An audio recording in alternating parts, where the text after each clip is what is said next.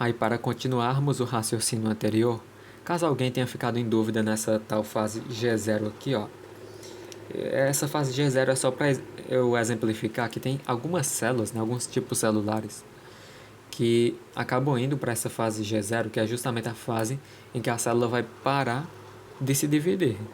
Que um dos melhores exemplos disso é justamente os neurônios, né, gente? Por isso que os neurônios, eles param ali de se multiplicar, né?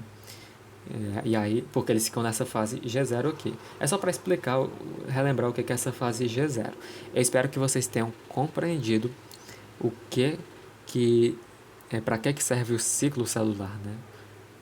Como que ele faz o tumor crescer e como eu posso impedir o tumor de crescer. Porque se eu entendo que ele cresce assim, eu posso impedir ele de crescer justamente interferindo nisso aqui. Só que eu ainda não expliquei algumas coisinhas extras para vocês, então eu vou relembrar. Que no caso são esses processos aqui que ocorrem ao mesmo tempo, né? Lembrem que o DNA ele tem aquela capacidade de se replicar, né? De gerar cópias dele. Isso aqui é muito importante, né? Mas ele também pode sofrer transcrição para originar RNA, que é muito importante para gerar as proteínas, né? Por meio do processo de tradução.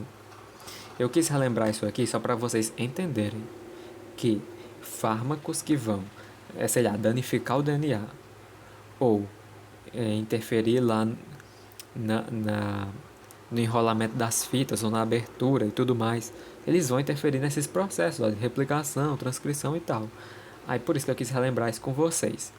Não esqueçam, tudo isso aqui está acontecendo ao mesmo tempo aqui, ó, porque por exemplo, ó, quando você pensa no cromossomo que não está duplicado e que vai precisar ser duplicado para entrar na fase GS, pô, é óbvio que o DNA vai ter que ser replicado. Olha aqui ele sendo replicado. Tá vendo? Ó? Mais DNA vai ser gerado. E se mais DNA vai ser gerado é porque com certeza isso aqui está acontecendo, ó, essa replicação, né?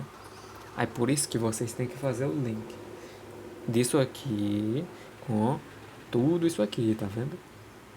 Aí, enfim, e eu também queria relembrar que para que o DNA seja sintetizado, é necessário que alguns componentes mais básicos, ó, estejam funcionando tudo ok, porque caso contrário o DNA não é adequadamente sintetizado. Aí vocês devem estar se perguntando, mas por que eu fui entrar nisso aqui agora? Porque eu não poderia simplesmente ter falado disso não, que era o mais relevante, por que eu fui entrar nessa história toda aqui? Porque, pessoal, tem fármacos que eu posso utilizar para interferir diretamente aqui, ó, nessas etapas, mas tem fármacos que eu posso utilizar para interferir lá antes, sabe? Antes mesmo de esse DNA ser sintetizado. É por isso que eu quis relembrar isso aqui. Lembrem que o DNA é formado por nucleotídeos.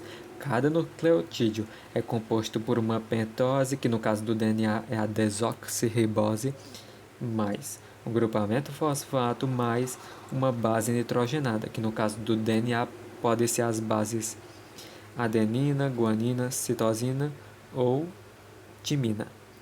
Lembrem que tem as bases púricas, que são adenina e guanina, e tem as pirimídicas, que são citosina e timina. Só para relembrar isso aqui de uma maneira mais fácil, com um macete que eu adoro, o macete é pensar na frase: a água é pura, então adenina e guanina são as púricas e o resto é pirimídicas. Inclusive não só essas aqui, mas até mesmo aquela base nitrogenada do RNA, que é a uracila, ela também é pirimídica, tá vendo? O macete também se aplica a ela. E aí por que eu quis falar disso aqui, né? Por que eu quis relembrar esses componentes básicos do DNA?